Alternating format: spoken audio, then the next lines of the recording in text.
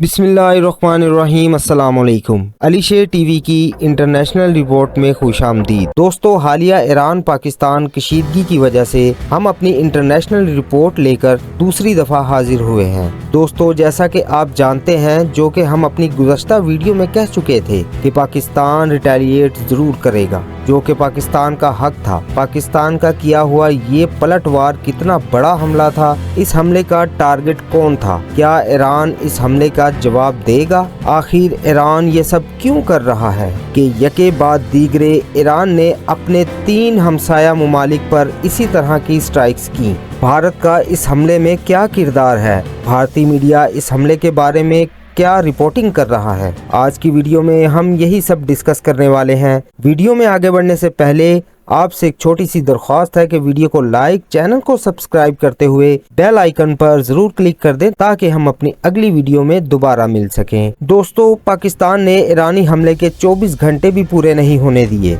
और ईरान के गुज़श्ता रोज किए गए हमले का मुंह तोड़ जवाब दे दिया। पाकिस्तान ने ईरान के इलाके सरवान में सुबह 6:04 पर टारगेटेड ऑपरेशन करते हुए 7 मकामात पर ड्रोन्स और फाइटर जेट्स का इस्तेमाल करते हुए भरपूर हमला किया, जिसका निशाना BLA और BLF समेत कुछ और शर्त पसंद जमातें थी। पाकिस्तान की वजारत खारजा ने इस हमले की कंफर्मेशन सुबह 9 बजे के करीब दी। पाकिस्तानी वजारत खारजा का कहना था कि पाकिस्तान के इस टारगेटेड ऑपरेशन में बहुत से दहशतगर्द मारे गए हैं। पाकिस्तान ने इस ऑपरेशन का नाम मर्ग बर सरमचार रखा था। दोस्तों, मर्ग एक फारसी लफ्ज है जिसका मतलब है मौत और सरमचार एक बलोची लफ्ज है जिसका मतलब है मुहल्लिक। दरअसल जो लोग ईरान की तरफ से पाकिस्तान पर हमले करते हैं वो खुद को पाकिस्तान के लिए मुहल्लिक ठहराते हैं, खुद को सरमचार कहलवाते हैं। इसी वजह से इस ऑपरेशन का नाम मर्ग बर सरमचार रखा गया, जिसका मतलब मुहल्लिक की मौत है। दफ्तर खारजा का ये भी कहना था कि पाकिस्तान का ये ऑपरेशन इंतहाई टारगेटेड था, जिसमें किसी किस्म की ईरानी फौज या किसी भी आम शख्स को निशाना नहीं बनाया गया, जिसकी कंफर्मेशन ईरान के सरकारी टीवी चैनल ने भी की है। ईरान के टीवी चैनल का कहना था कि पाकिस्तान के इस ऑपरेशन में 9 लोग मारे जा चुके हैं। इन लोगों में से किसी का ताल्लुक ईरान से नहीं है। दूसरे अल्फाज में कहा जाए तो ईरान ने पाकिस्तान की इस बात को माना है कि पाकिस्तान ने इंतहाई प्रोफेशनलिज्म का मुजाहिरा किया और हमारी इंटेलिजेंस रिपोर्ट्स भी एकदम दुरुस्त थीं। दोस्तों, ट्विटर पर एक सर्वे के मुताबिक पाकिस्तान के 10 से 15% लोगों का ये कहना था कि ईरानी सफीर को निकाल देना और अपना सफीर ईरान से वापस बुला लेना इतना ही बहुत है। तो वहीं 75 से 80% लोगों का ये कहना था कि पाकिस्तान को इसका भरपूर जवाब देना चाहिए। शायद ये भी एक वजह थी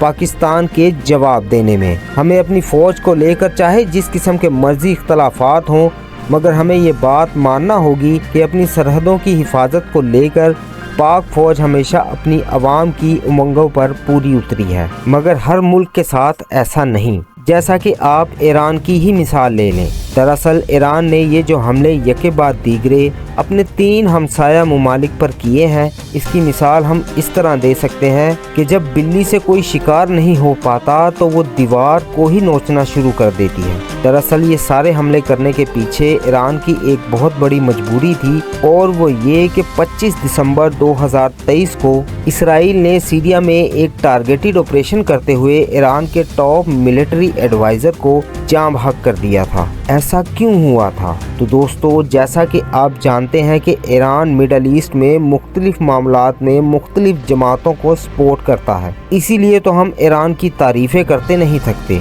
हमारा मसला ये है कि जब हम पाकिस्तान की कमजोरियां डिस्कस कर रहे होते हैं तो हम दूसरों को कुछ ज्यादा ही बढ़ा चढ़ाकर पेश कर देते हैं। यही मामला ईरान के साथ हुआ, क्योंकि सिर्फ बैकडोर से मुख्तलिफ जमातों की मदद करना सुपीरियर होने की निशानी नहीं। ईरान के इस टॉप कमांडर के इसराइली हमले में जाँ बहक होने के बाद ईरानी लोगों में बहुत गम और गुस्सा पाया जा रहा था और ईरान के लोग अब हुकूमत से ये डिमांड कर रहे थे कि इसराइल को इसका मुंह तोड़ जवाब दिया जाए, जिस तरह हम अपनी फौज से डिमांड कर रहे थे। اب ظاہر سی بات ہے کہ ایران ابھی اتنا پاورفل نہیں کہ وہ براہ راست اسرائیل پر کسی قسم کا حملہ کر سکے، تو جب کہیں اور بس نہیں چلا، ایران نے اپنے ہی اسلامی برادر ملکوں کا رخ کیا۔ مڈل ایسٹ میں ممالک پر حملہ کرنے سے تو ایران پر کوئی خاص دباؤ نہیں آیا، لیکن پاکستان پر اس طرح حملہ کرنا ایران کو بھاری پڑ گیا۔ یہ سب حملے کرنے کے پیچھے ایران کا صرف ایک ہی مقصد تھا، وہ یہ کہ اپنے لوگوں کو یہ بتا سکے کہ اسرائیل نہ صحیح، ہم نے اپنے ملک کے دشمنوں کو ادھر ادھر نشانہ بنانا شروع کر دیا ہے۔ اب چلتے ہیں انڈین میڈیا کی طرف۔ دوستو، اب تک کی اطلاعات کے مطابق آپ بھی دیکھ رہے ہوں گے کہ ایران کو یہ سمجھ آ چکی ہے کہ ایران کا کیا ہوا حملہ ایران کی ایک بڑی غلطی تھی، مگر آفرین ہے اس بھارتی میڈیا پر۔ دوستو، آپ کو یہ سن کر حیرانگی ہوگی جو ابھی میں آپ کو سنوانے جا رہا ہوں۔ یہ وہ رپورٹ ہے جو کل رات تک انڈین میڈیا اپنے لوگوں سے شیئر کرتا رہا۔ اس میں سب سے حیران کن بات یہ تھی کہ انڈین میڈیا نے تو کل کی رات ورلڈ وار 3 کے شروع ہونے والی رات بنا دی تھی۔ سنیے انڈین میڈیا کی رپورٹنگ۔ تیسرے وشو وناش کا لیکن نیا اور بڑا فرنٹ کھل گیا ہے۔ اس فرنٹ کا نام ہے ایران اور پاکستان۔ ایران کی دھرتی پر یہ پاکستان کی میسائل ورشا ہے۔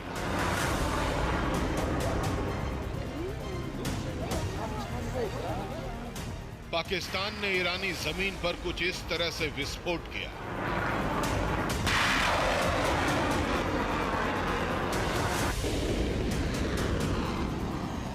پاکستان کے اس حملے کے ساتھ ہی تیسرے وشو یدھ کا سب سے بڑا اور خطرناک میدان تیار ہو گیا۔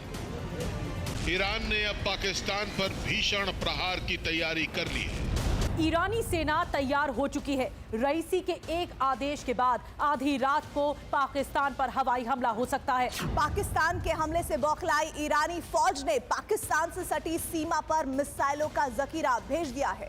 دوستو، آپ نے سنا اس پوری رپورٹ میں انڈین میڈیا ایران کو حملہ کرنے پر کس طرح اکسا رہا تھا۔ افسوس اس بات کا ہے کہ انڈین میڈیا تو چلو انڈین میڈیا تھا، پاکستانی میڈیا بھی اب تک اپنی حرکتوں سے باز نہیں آ رہا اور انتہائی غیر ذمہ دارانہ تھمبنیلز کا استعمال بے دریغ کیا جا رہا ہے۔ آپ ان تصویروں میں دیکھ سکتے ہیں کہ یہ وہ تھمبنیلز ہیں جس کا استعمال پاکستان کے مختلف نیوز چینلز کر رہے ہیں۔ ان تھمبنیلز میں لکھی ہوئی عبارت کا اسی ویڈیو میں کی جانے والی بات سے کوئی تعلق نہیں ہوتا۔ دوستو، اس رپورٹ کے بارے میں اپنے خیالات کا اظہار کمنٹ سیکشن میں ضرور کیجیے گا۔